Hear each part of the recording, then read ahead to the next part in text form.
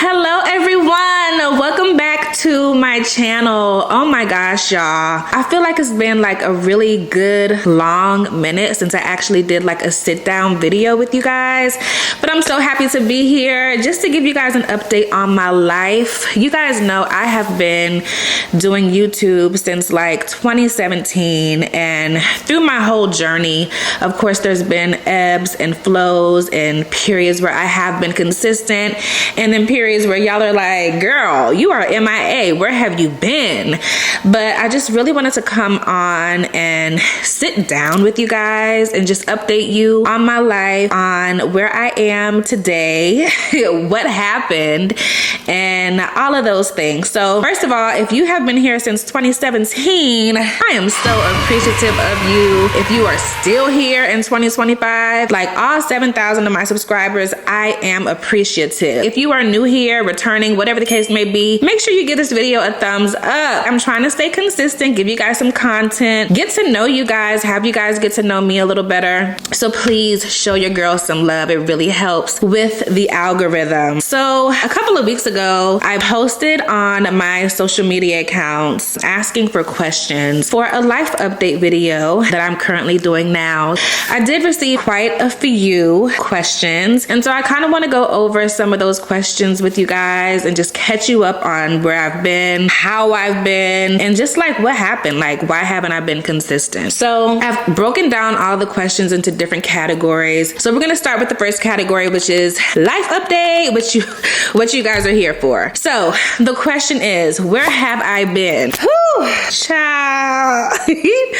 Well, obviously your girl is almost 8 months pregnant, and where have I been? I have been being a mom, being a wife. I have been a minstrel of music at my church. That has really kept me very, very busy lately. I have been a career woman. I mean, I have been just holding it down, just living life outside of the camera. And you know, there's periods of times where I'm like, oh my gosh, I should be recording this, but sometimes I'm just like either not in the mood to film, or it's too much of an extra strain to go grab the camera and do this and do that. So it's like I be conflicted sometimes about recording my life, but that's basically where I've been, y'all. I just been working and grinding and getting used to wifehood, to motherhood, because in every season it looks different. So as I've been evolving, I've just been going with the ebbs and flows of life and trying to keep up and stay positive and seek God in everything that I do and all of those good things. So that's where I've been. I ain't been like doing nothing crazy. I'm still here, but I just been living life a little bit off the camera. Why did I stop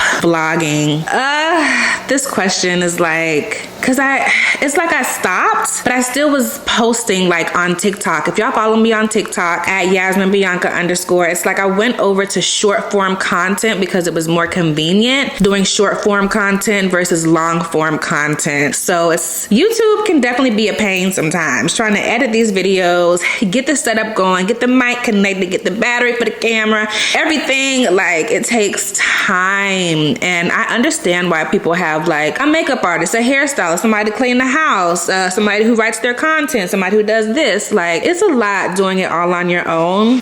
Not that I'm complaining, I'm just saying I feel like it became a lot and taxing to remain consistent. So that's one thing that I have been asking God to help me with, is consistency. Like, I don't even want to be the example to my children of starting something and then not finishing it. This is obviously something that I absolutely love to do. I have been unofficially vlogging ever since I was a little girl. Like, I used to walk around in our house back when we lived in Maryland with a little camcorder that my dad had, acting as if I was a newscaster. Like, that's how, like, I was a little girl. I was probably like 5 or 6 back then. And those were like the humble beginnings of me being in front of the camera. So it's something that I just love to do. It really does come come to me naturally. So I'm trying to manage like the part that I love to do it with the part that needs discipline and structure and strategy and all of those things, because you know your passion project can turn into a pain really quickly if you're not careful. So next question, how do you feel about being a pregnant geriatric mom? We already know who asked this question, girl.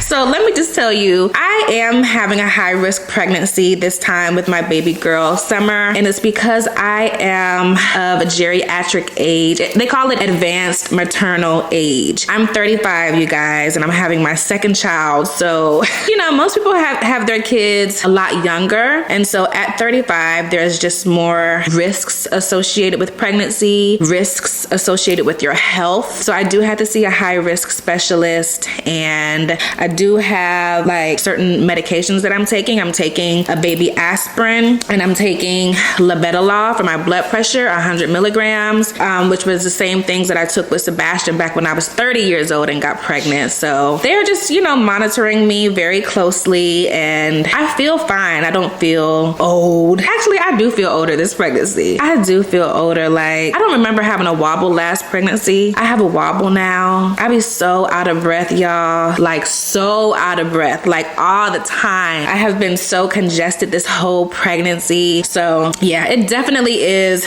a little different on your body, but God is good and we are working through it, and I'm so grateful for the care that I'm getting. I go to a high risk specialist and I go to my GYN. So yeah, I feel happy that I'm a geriatric mom, expectant mom, and I feel grateful that I'm able to do this and birth another child at this age. So yeah.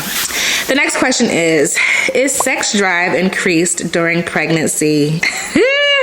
Absolutely increased. Your hormones, they be all over the place, but especially in the beginning when you're getting a surge of hormones. Everybody is different. I will preface with that. Everybody is different. For me, yes, it has increased tremendously. Like, I want it all the time, like all the time. So yes, it does. How do you feel about having a baby girl? I am, if any of you guys were on my gender reveal Zoom call that we had, you guys know that everything in me, I just absolutely knew this was going to be a baby boy. And so now that, you know, when I learned that I'm having a girl, it's like, it's so obvious that it was gonna be a girl. Like, I'm already cut out for that, but I guess in my mind, the vision that I had was 2 boys. So, and maybe subconsciously, I wanted another boy because like, I didn't wanna continue dealing with the grief of losing my mom and that relationship. But it's like, God is now restoring, and he's like, I'm gonna give you this relationship in a different way for you. And so it's literally gonna be like nothing missing, nothing broken. And I'm really just excited now and super grateful and happy that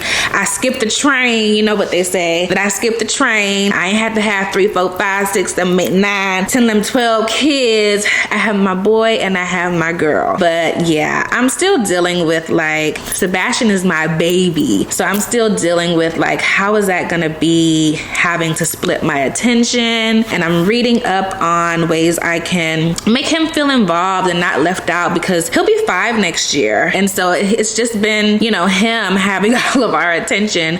Of course, we have our older children, but they're older doing their own thing, you know, but it's like, it's just, how is my baby gonna feel? So yeah, so that's all I have for the life update and personal journey. Let's move on to family and marriage. Talk to me about being a role model to your stepchildren. Challenges, wins, beginning phases to now. This was by far, hands down, the best question that I have gotten. My God, because it has been a journey. If any of y'all know me in real life, most of y'all do, y'all know that it's been a journey. First of all, coming into a relationship with a man who had previously been married and had 2 children out of that marriage, and then I didn't have any children and had never been married before. It was a huge learning curve, but it was like the expectation was that I should have already known and already been and all, you know what I'm saying? Like, it was almost like everyone else had this expectation that I should have already known how to love the kids and how to be an example and how to discipline them. But I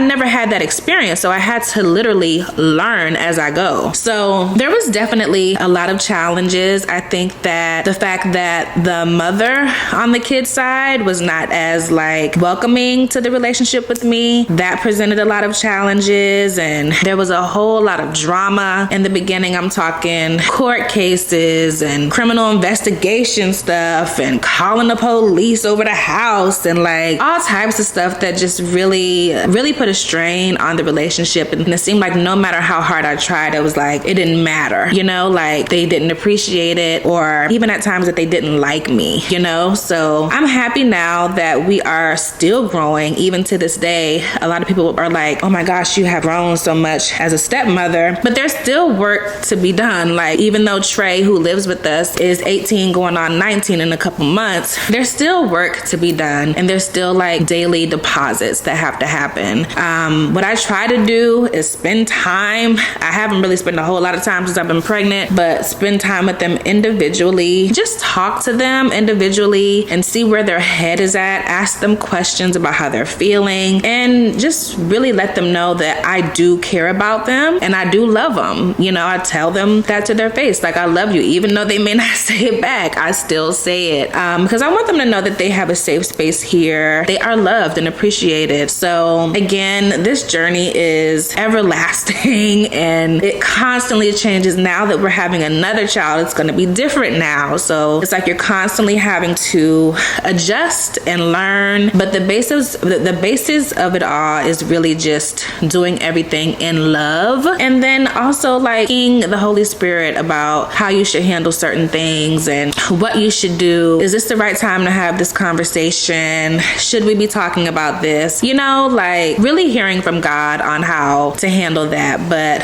I think something that has really helped, honestly, actually like mesh the family together is like having Sebastian, like seeing Trey and Allie love on him. And initially when I first got pregnant with Sebastian, they weren't really the happiest about it. But when he got here and I'm just seeing them being big brothers and big sisters to him, you know, I'll catch Allie in his room if Bash is crying early in the morning, just little small stuff like that. It's like it puts your walls down, and it's not like I have to protect Sebastian from them or anything. It's like they love him, and so that makes me also love them even more. Next question. That was a great question. What does loving your spouse mean to you? Whew, that is a great question. Love, you know, most people would say that love is a feeling, and honestly, it's really not. Love has everything to do with your actions and what you choose to do on a daily basis. Feelings are fleeting. So one day I could be so lovey-dovey, and especially me being pregnant with my hormones going crazy, and the next day I could hate his guts, you know. But I really feel like love is a choice. You have to, every time you're presented with something, an opportunity to grow or argue or whatever, you have to choose love. So that's what it looks like to me. Choosing him, making him feel seen, even if he did something to me that I felt like was disrespectful or inconsiderate, to not hold it against him and not hang on to it. Also choosing your battles. Like, do you really want to be mad about this or mad about that? Like, choose what you want to be upset about. That really helps in loving your spouse, because nobody is perfect, you know, not even myself. So to hold your spouse to this standard that's like way unreachable and unreasonable, it's not fair. So you have to realize that people are human and people are going to do human things, and understand that your spouse, like my spouse, he was raised completely different than how I was raised. So his outlook and how he sees things is totally different. He was brought up with a mother who had been married multiple times. I was brought up, my side of the family, I ain't know nothing about no divorce. My parents was together for 30 years. That's all I knew. We was real close knit, all three of us. So we have totally different outlooks and totally different expectations. So loving him really means accepting him for who he is, even though that might be completely different than what I think is normal. And to accept someone is to not be judgmental, to have an understanding and a background as to why they may operate how they do, and learning them and being curious about, well, why do you think like this? Why did you answer me like that? You know, like, we're just talking about politics. Why I feel like you yelling at me and you arguing, but then when I go sit with you and your mom, y'all, that's what y'all do in the living room all day, is debate about politics. But for me, I'm like, oh, this is a bit much. Like, why are you yelling at me?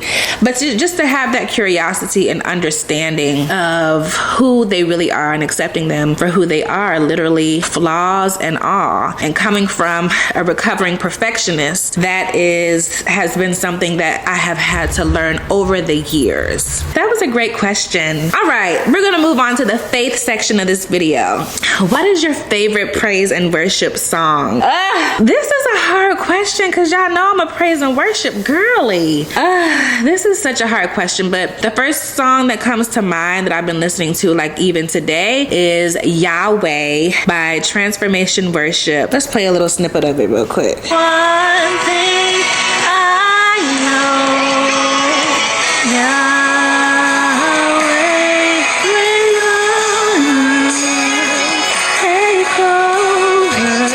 the part that I love about the song though is where it says, I will wait with my faith, it's not over. So if you're in a season of waiting, it's like, I will wait with my faith. This part right here. I will wait with my faith, it's not over, it's not over. I will wait with my faith, it's not over. And then she goes, I don't mind waiting, I don't mind waiting. That part, that's my favorite. And then there's another song by Tasha Cobbs Leonard from Woman Evolve Worship called All Authority.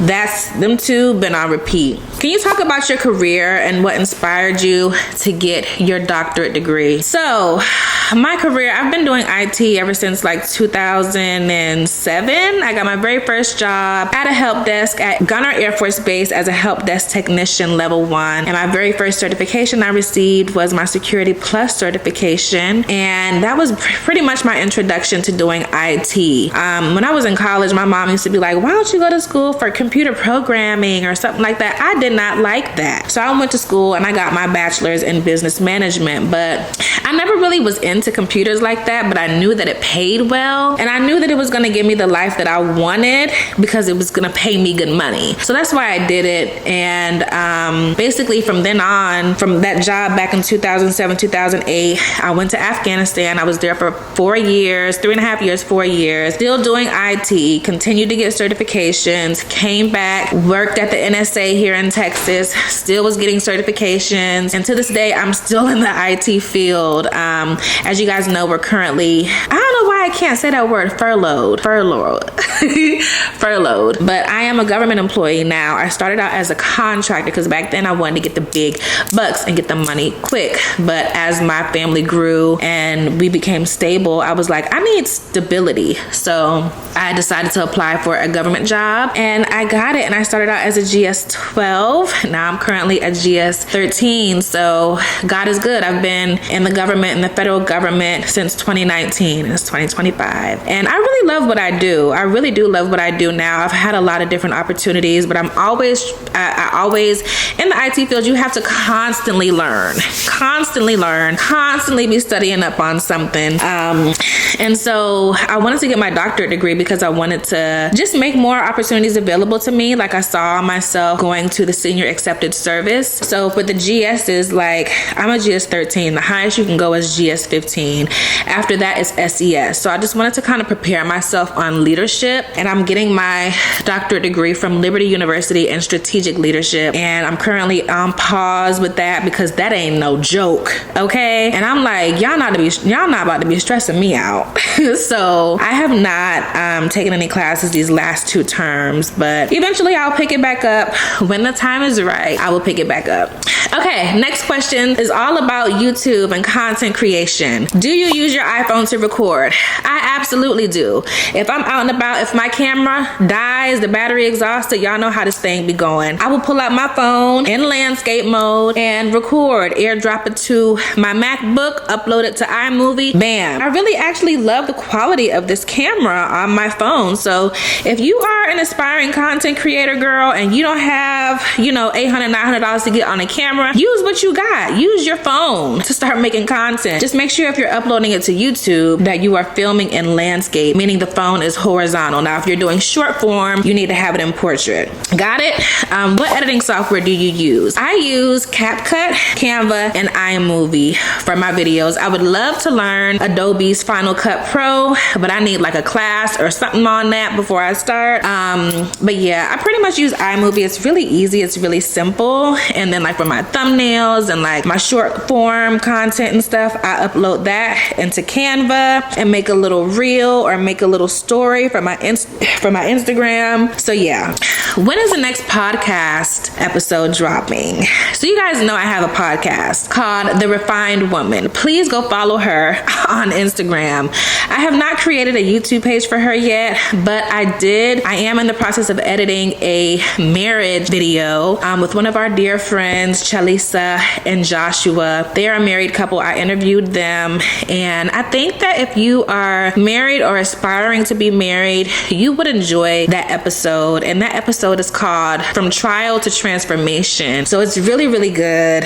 I will let you guys know when it drops, but I have already filmed it and I don't have a date for when it's dropping. I just know because we recorded it on my camera and with the audio, y'all, that ain't no editing that. So it's gonna take your girl some time because I want it to be right. So yeah, are you gonna finish your latest Christmas song from Vlogmas last year? So Eddie, who is the producer of that song, sent me the whole instrumental. So I'm in the process of writing verse 2. As you guys know, it was really only initially supposed to be for a intro to my Vlogmas, but so many people loved the song and they wanted a whole song, and I want to finish the song. Like, we got to get up out of this habit of like not finishing and not completing stuff. We're not doing that no more in 2025. Like, yes, we got to get it together. So yes, I will be recording and finishing that song. If y'all want to go listen to the song, it's currently on iTunes, Spotify, YouTube, all that. It's called A Christmas Vibe by Yasmine Bianca. Absolutely love that song. Will you be participating in Vlogmas? Absolutely. I cannot wait, y'all. That will be like closer to summer's due date. I'll be 30 weeks this Friday, so I definitely am going to be participating in Vlogmas. Now, y'all may not get a vlog every single day, but y'all definitely going to get something weekly. Okay, so yes. What happened to the boutique? Are you going to expand into baby clothes? So you guys know I had Shop Yasmine Bianca and Bianca Beauty Cosmetics. I'm wearing my lip gloss and lip liner right now as we speak. It's still popping. I still love my product. Eventually, I probably will get back into the cosmetic side and the accessory side, but I don't see myself doing baby clothes because I feel like that's such a tight niche market. But y'all, I've been already like browsing some sunglasses and like earrings and all of that stuff. So I definitely see myself getting back into it once we get the flow with baby and once I get that momentum back with baby. So yes. And the last question, how do you find drop shipping companies for an online store offering beauty products? Ooh, I feel like there's a database for like drop shipping. I can't remember the website. Like back when I was heavy into the store, like I remember there being a certain website. I would have to look it up, but I didn't like the whole drop shipping thing because I feel like it took away the personal touch from ordering from a boutique. Like I wanted to put my cards in there. You know, sometimes I would write like a handwritten note on there, like thank you so much for your order, like all of that. So that's not something that I was really interested in for the drop shipping, but I do understand for the convenience how easy that could be. And with drop shipping, y'all, you just order it from the drop shipper and then they send it directly to the people's house. Like you don't have to pack up no packages, no nothing. Like it's super easy. But I will have to look up the database on, or like it was like a website with all types of different stuff that you could order. But yeah, you guys, those are all of the questions. We have some good questions. I feel like y'all are caught up and I'm so happy now. I feel relieved. This was kind of like a therapy session too. do. So I'm so happy that y'all stayed tuned. I am doing a giveaway in this video. So the key word is Sonic. So whoever puts Sonic in the comments first will get a gift, surprise gift from your girl Yasmine Bianca. You know, I love doing these little giveaways. So yeah, you guys, holiday season is coming up, so we got the tree up and y'all know how that goes. So I will be doing a couple of giveaways, and I just want to thank you guys for being here and watching. I love y'all. I really, really do. I have my mic, so hopefully y'all, the audio is like really, really good. And yeah, I'm just really, really excited. I love you guys, and I will see you in the next video.